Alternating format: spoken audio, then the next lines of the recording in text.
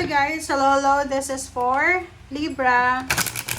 Libra, welcome dito sa aking channel, Kapalaran 888. Welcome. Alamin natin, Libra, kung anong messages, vibration, energy ka ba para sa inyong lahat. Okay, this is for Libra.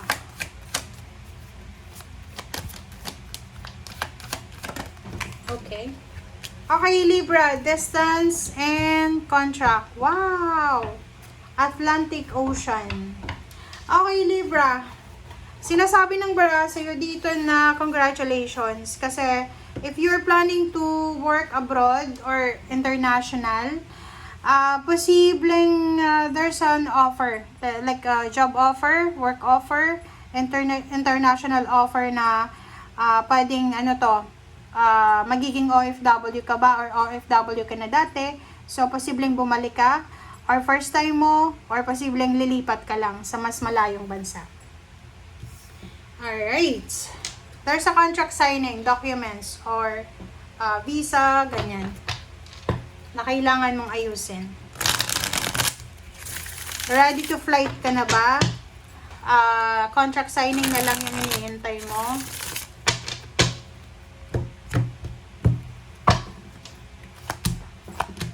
Oh, wow. Sabi na eh. Diba? So, sa nakikita ko sa'yo dito, talagang you're relocating. You're starting to balance your finances. So, kung saan ka man papunta, Libra, congratulations sa inyo. Kasi yun na nga, sabi ng bara sa'yo dito, kung saan ka man papunta, eto ay magdadala sa'yo ng napakagandang future. Kung saan ka man papunta, mahahanap mo doon yung pera na kailangan mo, yung financial balance na kailangan mo. Ito yung magdadala ng magandang future para sa'yo. Okay, next is Ace of Cups and Page of Swords. Wow, so exciting to. So, excited ka na or exciting to? Sabi ng bara sa'yo dito, sobrang masaya ka, happy, contented ka, feeling achieved sa kung ano man ito na mangyayari sa'yo. Congratulations. Okay. Kaso lang, you need to be careful ha. Mag-iingat ka sa mabilisan mong aksyon, mabilisang desisyon. Kasi posibleng ikaw ay ma-scam, pwedeng ikaw ay maloko, ma-scam sa kung ano pa man yan. Travel, relocation.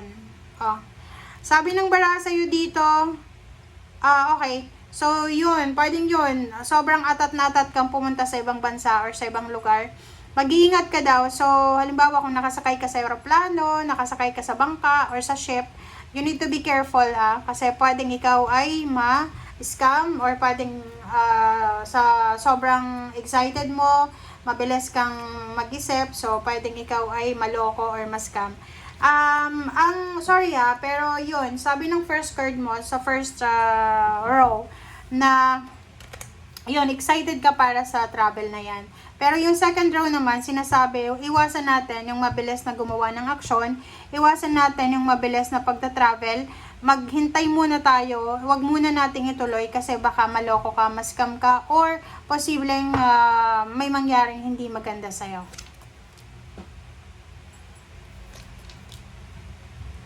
Okay, King of Pentacles and Ten of Swords. So, sinasabi ng bara sa'yo dito na there's a good news about lump sum of money. There's a good news about huge amount of money. Big salary or promotion, salary increase, higher position, ganyan. Mayroon dito na Libra na posibleng love life siya. Pwedeng may iba sa inyo dyan na kung saan man kayo papunta, posibleng doon yung makikilala, yung love of your life, or yung person mo. Sinasabi ng bara sa'yo dito na yung pinakamatagal mong hihintayin ngayon, Libra, is 3 months or maybe 3 years. Okay? So, sinasabi ng bara sa'yo na you need to be strong. So, i-ready mo. Kung first time mo tong maging OFW or first time mong umalis, kailangan mo daw na maging strong. Kailangan mong maging parang confident ka dapat, strong ka. Hindi ka dapat natatakot na pumunta sa ibang lugar. Justice and then judgment. Mag-iingat ka sa mga kontrata, okay? Ingat sa kontrata na pipirmahan mo. Mag-iingat tayo sa mga pakikitunguhan natin, lalo kung bago ka lang. Kasi posibleng masira ka or sirain ka.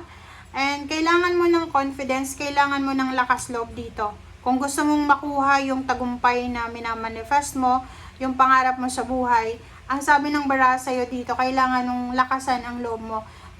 Bawal yung lalo sa pangingibang bansa, bawal yung bawal yung iyakin, okay?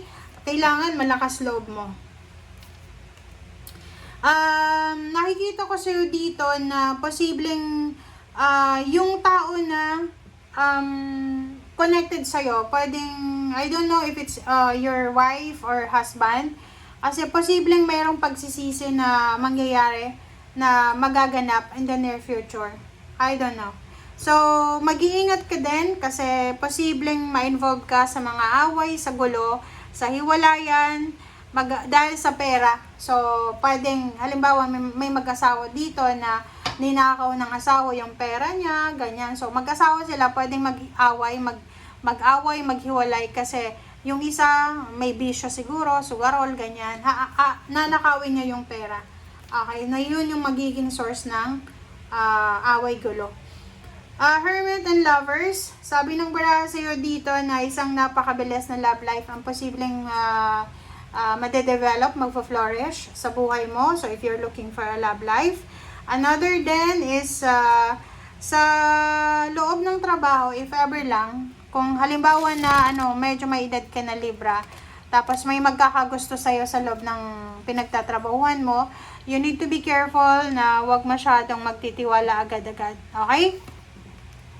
Another is 3 of Cups and then 7 of Wands. So, sa nakikita ko sa'yo dito, bawas-bawasan natin Libra yung sobra-sobrang pagpa-party. Okay?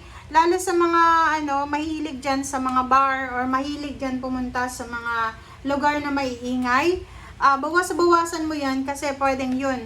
Pwedeng ikaw ay magkaroon ng mga problema kung ano pa man. Lalo kung nasa ibang bansa kayo, guys. Kung nasa ibang bansa kayo, you need to be careful sa kung saan man kayo pumupunta. Okay? Lalo sa mga mataong lugar. And aside from that, sa nakikita ko sa'yo dito, mayroong mga iba sa inyo na ikakasal in the near future. Ilang beses ba kayong dapat ikasal? 'Di ba? So, kung dati ka nang kasal sa Pilipinas, posibleng ikakasal ka pa pagdating ng araw. Sa nakikita ko sa'yo dito, pwedeng sa ibang bansa ka ikakasal. And sa nakikita natin dito ay posibleng African or Black American ito. Or basta maitim siya. Okay? Thank you guys. Bye!